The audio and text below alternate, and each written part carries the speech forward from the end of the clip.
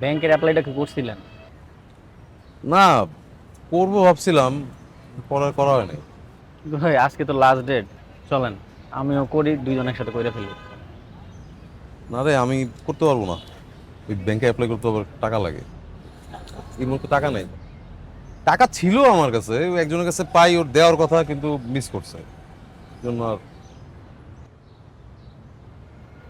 আচ্ছা, ওই আমি ধার দিলে করবেন? তুই দিবি? চল চল তাহলে করি। দিলাম, বড় ভাই তো। কিন্তু ভাই আমার তো এটা একটা অন্য খাতের টাকা, টাকাটা ফেরত দিবেন কবে? আরে বেটা, দিয়ে দিব, চাকরিটা তো হয়েই যাবো, হইলে দিয়ে দিব, অসুবিধা নেই।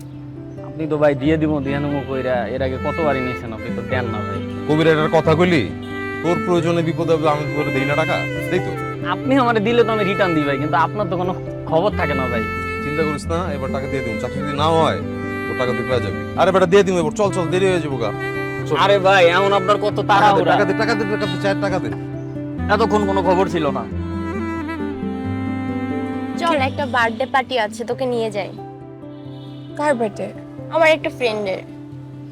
না রে, সন্ধ্যা হয়ে গেছে ক্লাস করতে করতে। তুই তো সেই দুপুরেও খাস নাই, এতক্ষণ না খেয়ে থাকবি? আমার সাথে চল। না না, আমি একবারে বাসায় যেয়ে আমাকে লাঞ্চ করতে হবে। আর সকালবেলা আমি 4টা রুটি খেয়ে আসছি, পেট একদম ভরা, একদম ক্ষুধা লাগে নাই। তুই যা, খেয়ে থাকবি? তুই যা, এনজয় কর, কোনো সমস্যা নাই। আচ্ছা থাক তাহলে।